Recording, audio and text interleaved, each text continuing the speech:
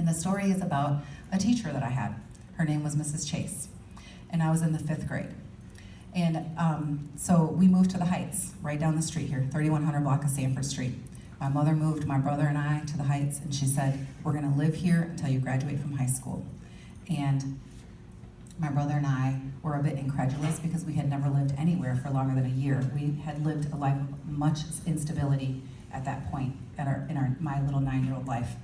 And she said, we're gonna stay here until you graduate from high school. And we're like, okay, cool, we're excited, we're gonna have this stability.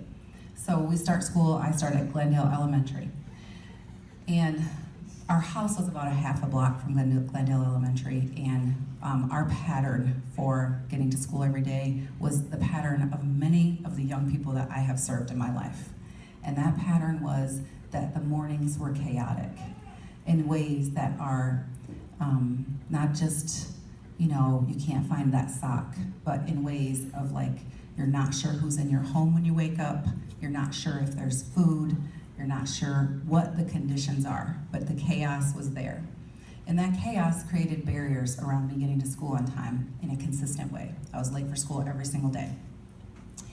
And my little 9-year-old self, my little 9-year-old resilient self, responded to that chaos by just trying to deal with it.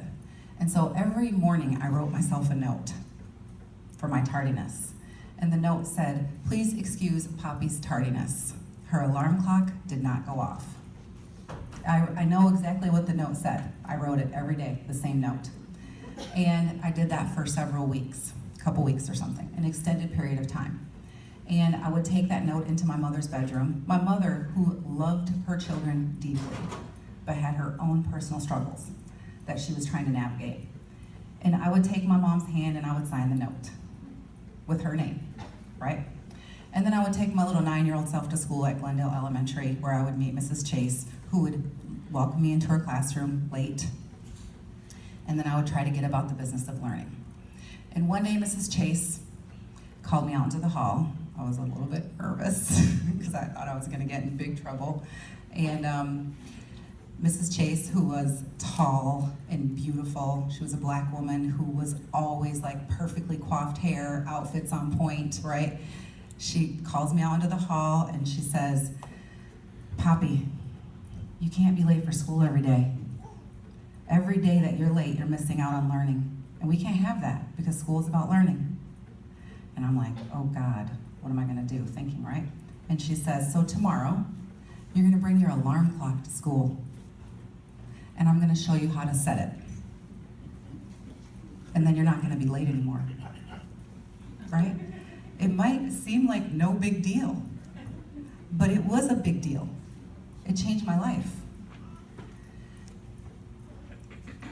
Mrs. Chase was a teacher in a public school who was struggling even back then, right? We know Muskegon Heights Public is struggling now, but it was struggling even back then in 1979, yes. And the truth is, Mrs. Chase was able to take the time to step out of her classroom with me.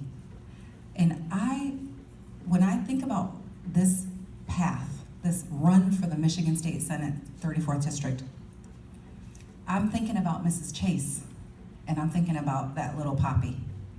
And I'm thinking, do the conditions currently exist for a Mrs. Chase to take care of a little Poppy in our public schools? Do those conditions currently exist? So what are those conditions? Can Mrs. Chase step out of the classroom with one student and leave all of the other students in the classroom? People are shaking their head, no. Probably not, because there's probably 35 kids in that classroom, right? She probably can't step out because there may be 4 or 5 kids in that classroom that have special needs and there isn't a classroom aide because it hasn't been funded or because it's been outsourced and so that person isn't making enough money so they're not showing up for work. She probably hasn't had the professional development that she needs because that's been cut from the budget. So she doesn't really know how to be responsive to this child in a trauma-informed way. She is maybe really stressed out about negotiations because she hasn't had a contract in 3 years and she hasn't had a raise in 6. Those are the current conditions of our teachers in public schools.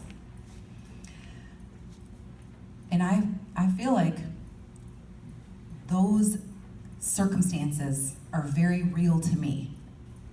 Because without Mrs. Chase, there's some things that wouldn't have happened in my life. I'm very clear that there's a very direct connection between Mrs. Chase teaching that little girl how to use her alarm clock and the following: high school graduation, a bachelor's degree from UC Berkeley, a master's degree from Western Michigan University, a healthy, happy, mostly happy, family life, a woman who shows up in her community and serves with integrity and tenacity.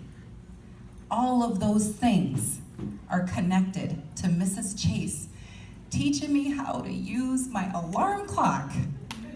All of them.